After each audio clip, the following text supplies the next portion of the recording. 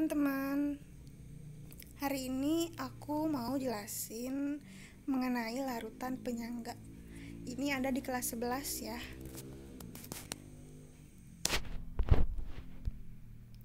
Ini dibuat sama aku dan teman-temanku waktu aku PPL dulu.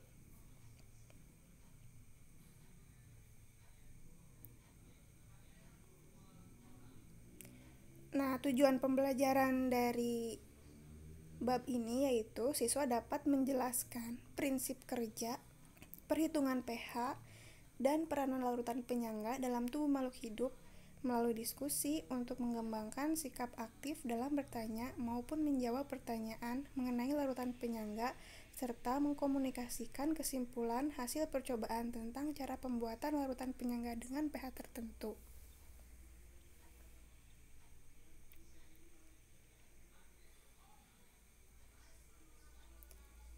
Nah, sebelumnya kita bahas mengenai teori asam dan basa. Ini sebagai materi prasyarat untuk mempelajari larutan penyangga. Menurut Arrhenius, asam adalah suatu zat yang jika dilarutkan ke dalam air akan menghasilkan ion H+. Dan basa adalah suatu senyawa yang di dalam air atau larutan dapat menghasilkan ion OH-.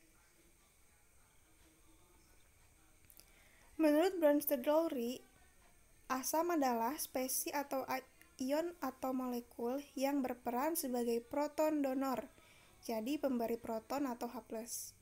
Sedangkan basa adalah spesies atau molekul atau ion yang berperan sebagai aseptor proton, sebagai penerima proton atau H+.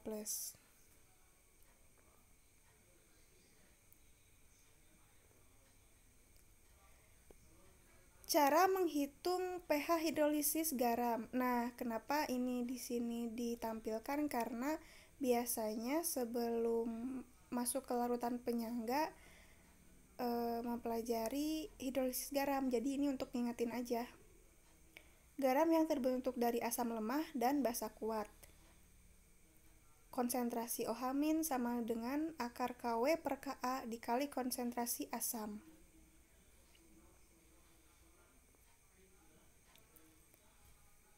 Dan garam yang terbentuk dari asam kuat dan basa lemah, konsentrasi H+ sama dengan akar KW per Kb dikali konsentrasi basa.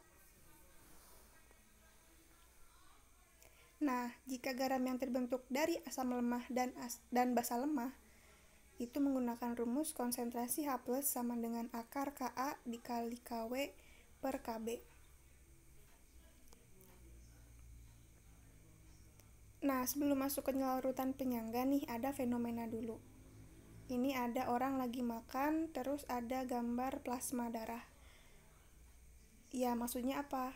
Jadi, kalau kalian makan makanan yang asam atau basa, kalian kan tetap sehat-sehat aja tuh, karena di dalam darah kalian terdapat suatu larutan yang namanya larutan penyangga. Maksudnya, darah kalian itu sistemnya seperti larutan penyangga. Karena ketika kalian makan yang asam atau yang basa, pH darah akan tetap. Jadi nggak akan sakit gitu kalian kalau misalnya makan makanan dengan pH yang tidak terlalu tinggi atau terlalu rendah. Nah, makanya kita akan belajar larutan penyangga ya. Ini sebenarnya ada videonya sih, tapi kita nggak tampilin. Jadi apa itu larutan penyangga?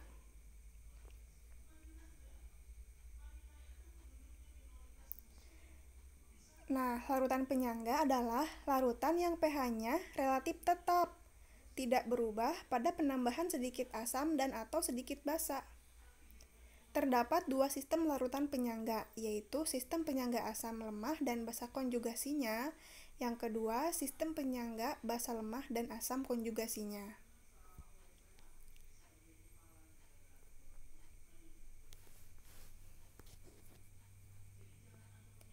Yang pertama kita bahas mengenai larutan penyangga asam dulu. Nih, ini ada contoh soal ya. Larutan CH3COOH 0,1 molar yang volumenya 100 mili ditambahkan ke dalam 50 mili NaOH 0,1 molar. Nah, kita bikin dulu reaksinya. Di sini CH3COOH ditambah NaOH menjadi CH3CONH.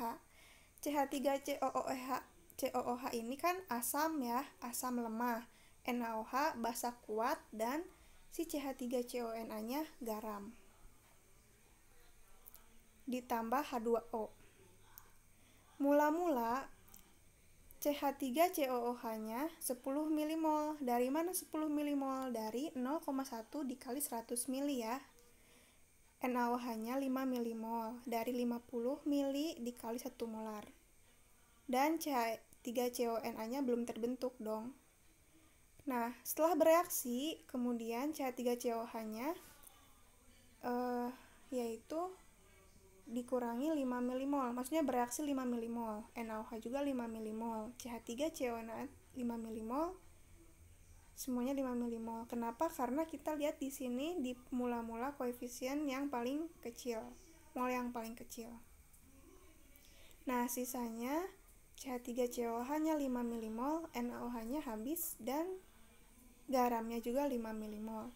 Nah, di sini kita lihat siapa yang bersisa. Yang bersisa itu adalah CH3COOH atau asam lemah dan garam atau di sini asam konjugasi ya.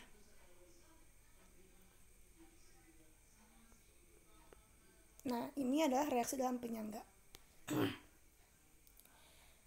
Tadi kan CH3COOH kan yang bersisa. Nanti si CH3COOH ini akan terionisasi menjadi CH3COO- dan H+. Ka-nya 10⁻⁻⁵. Nah, sedangkan yang garamnya, yang CH3CONA ini akan terionisasi sempurna menjadi CH3COO- ditambah Na+. Kita ingat ya dari rumus kesetimbangan. Ini kan Ka itu sama dengan produk dibagi reaktan. Jadi Ka atau kesetimbangan ini produknya itu CH3COO-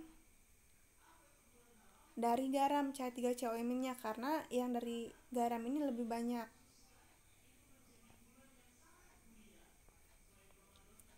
Dari CH3COO- yang dari asam. Makanya Ka-nya konsentrasi CH3COO- dikali konsentrasi H+ dibagi dengan konsentrasi CH3COOH. Jadi nanti H+-nya adalah Ka dikali konsentrasi CH3COOH dibagi konsentrasi CH3COO-. Sehingga H+ untuk larutan penyangga asam ini rumusnya konsentrasi H+ sama dengan Ka dikali asam lemah sisa dibagi anion garam. Nanti setelah dapat H+, bisalah ditentukan pH dari larutan tersebut. Karena kan rumus pH itu adalah apa? pH itu kan min log H+ ya. Kalau ya memang min log H+.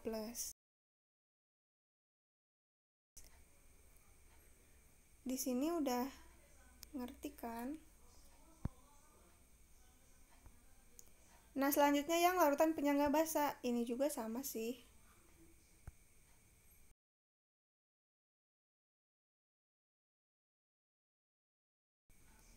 Larutan NH4OH 0,1 molar yang volumenya 100 mili ditambahkan ke dalam 50 mili HCl 0,1 molar.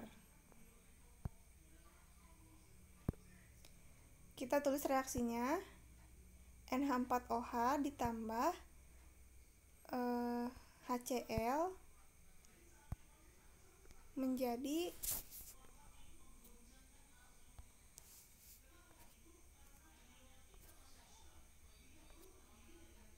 NH4Cl ditambah mula NH4OH-nya 10 milimol. HCl-nya 5 milimol. NH4Cl-nya belum ada. Kemudian bereaksi 5 milimol dan 5 milimol, pasti yang habis itu yang kecil. Bereaksi 5 milimol. Sisanya berarti NH4OH-nya 5 milimol, HCl-nya habis dan NH4Cl-nya 5 milimol. Nah, kita lihat di sini yang bersisa siapa? 5 milimol punya basa lemah yaitu NH4OH dan 5 milimol punya garam yaitu NH4Cl. Jadi untuk mencari OH- dari larutan penyangga basa ini gitu ya, kita bisa lihat reaksinya dulu. Dalam penyangga ini NH4OH dia terurai menjadi NH4 plus dan OH-. NH4Cl terurai jadi NH4 plus dan Cl-.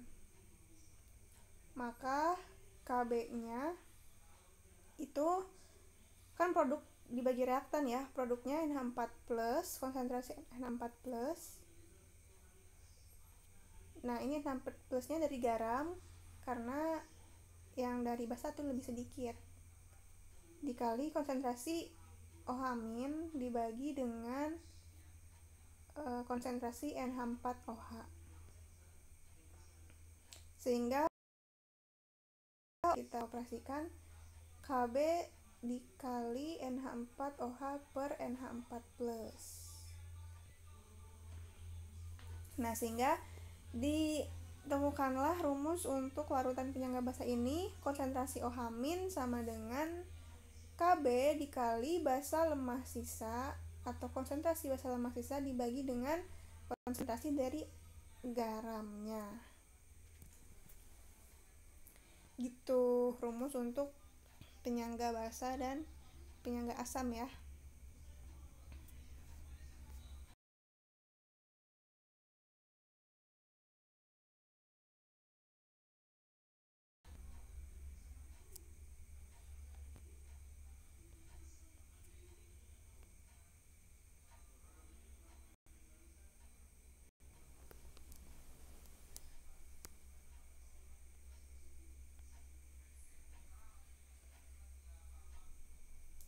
Nah, ini ada contoh soal. Yang pertama kita coba untuk larutan penyangga asam.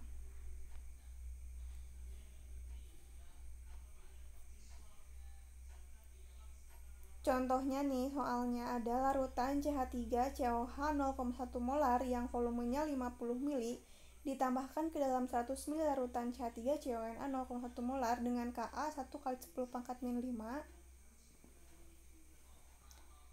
Dan yang kedua, ini soalnya untuk basa.